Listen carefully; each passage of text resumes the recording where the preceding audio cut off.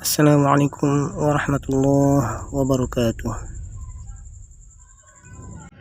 Sayyidina Ali bin Abi Thalib adalah keponakan dan salah satu sahabat yang istimewa di mata Rasulullah Shallallahu Alaihi Wasallam.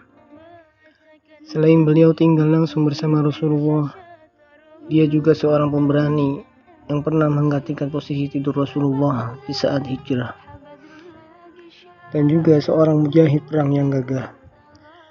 Sementara Sayyidah Fatimah putri Rasulullah Shallallahu Alaihi Wasallam yang taat, penyayang dan sangat peduli pada Rasulullah Shallallahu Alaihi Wasallam, selalu ada di samping ayahnya dalam setiap kisah perjuangan sang ayah membumikan nilai-nilai Islam di tengah kafir Quraisy. Sayyidina Ali sudah menyukai Sayyidah Fatimah sejak lama. Kecantikan putri Rasulullah ini tak hanya jasmaninya saja, kecantikan rohaninya melintasi batas hingga langit ketujuh. Kendalanya adalah perasaan rendah dirinya. Apakah mampu ia membahagiakan putri Rasulullah dengan keadaannya yang serba terbatas? Demikian kira-kira perasaan yang ada pada Ali saat itu. Pada suatu ketika, Sayyidah Fatimah dilamar oleh seorang laki-laki yang selalu dekat dengan Nabi Shallallahu Alaihi Wasallam, yang telah mempertaruhkan kehidupannya, harta, dan jiwanya untuk Islam, menemani perjuangan Rasulullah Shallallahu Alaihi Wasallam sejak awal-awal risalah ini. Dialah Sayyidina Abu Bakar As-Siddiq radhiyallahu anhu. Entah kenapa mendengar berita ini, Sayyidina Ali terkejut dan tersentak jiwanya, muncul rasa-rasa yang dia pun tak mengerti. Sayyidina Ali merasa diuji karena terasa apalah dirinya jika dibanding dengan Sayyidina Abu Bakar, kedudukannya di sisi Nabi. Sayyidina Ali merasa belum ada apa-apanya bila dibanding dengan perjuangannya dalam menyebarkan risalah Islam. Entah sudah berapa banyak tokoh-tokoh bangsawan dan saudagar Makkah yang masuk Islam karena sentuhan dakwahnya.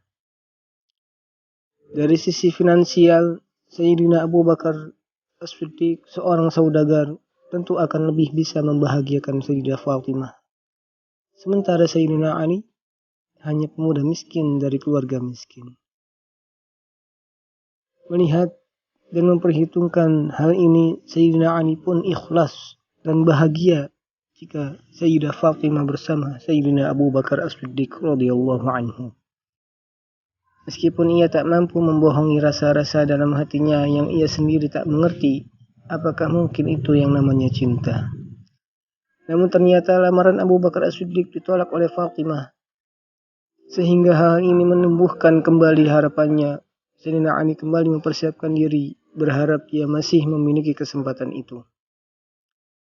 Namun ujian bagi Sayyidina Ali belum berakhir.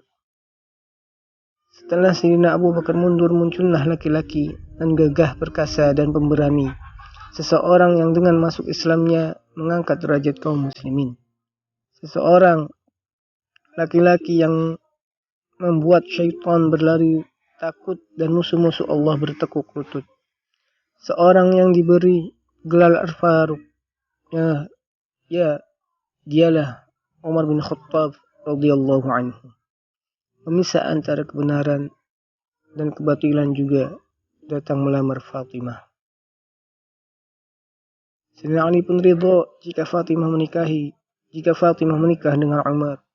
Ia bahagia jika Fatimah bisa bersama dengan sahabat kedua terbaik Rasulullah Shallallahu Alaihi Wasallam setelah Sayyidina Abu Bakar, yang mana Rasulullah sampai mengatakan, "Aku datang bersama Umar dan Abu Bakar."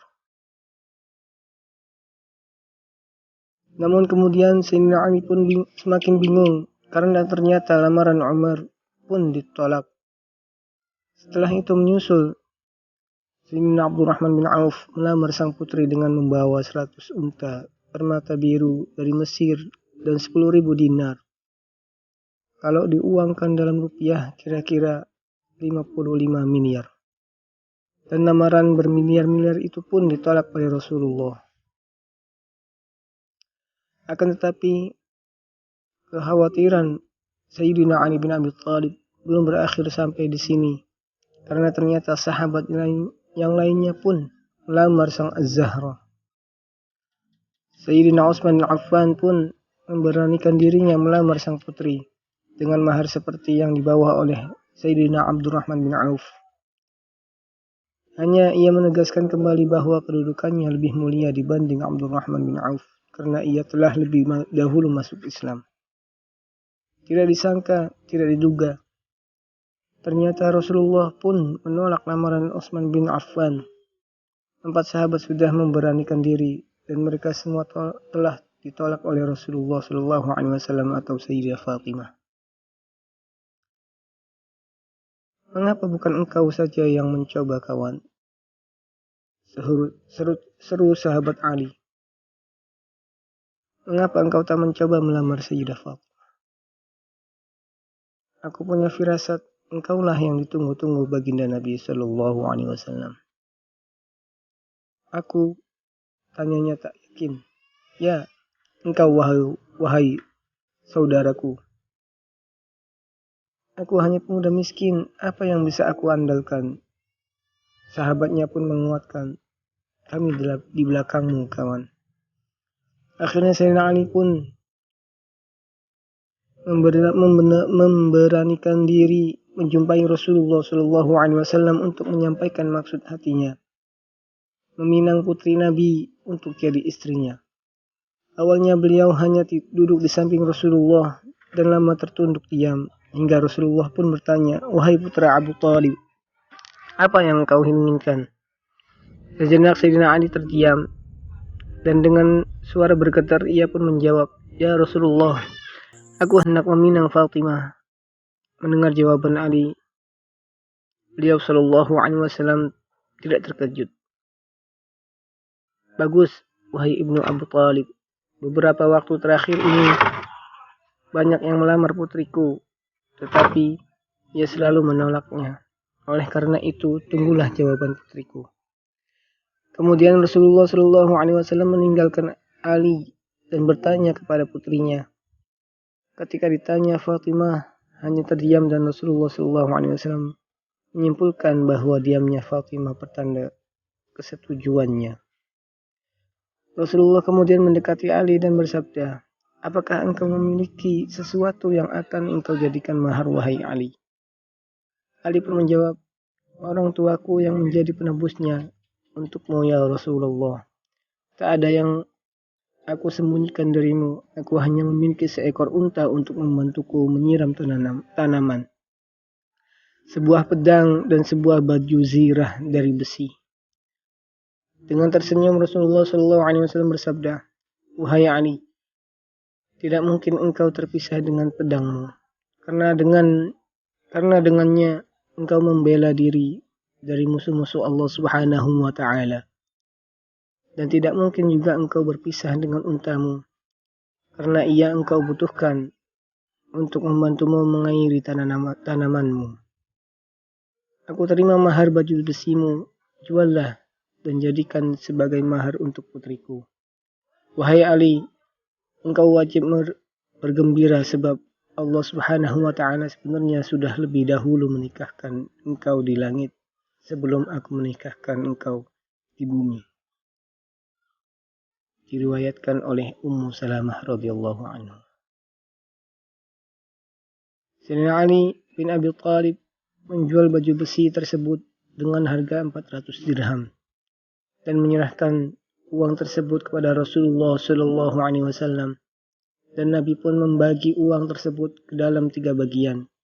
1 bagian untuk kebutuhan rumah tangga, 1 bagian untuk wewangian, dan 1 bagian lagi dikembalikan kepada Ali bin Abi Thalib sebagai biaya untuk jamuan makan untuk para tamu yang menghadiri pesta. Setelah segala-galanya siap, dengan perasaan puas dan hati gembira dan disaksikan oleh para sahabat, Rasulullah mengucapkan kata ijab kabul pernikahan putrinya. Kemudian Nabi SAW bersabda, sesungguhnya Allah Azza wa Jalla memerintahkan aku untuk menikahkan Fatimah putri Khadijah dengan Ali bin Abi Thalib.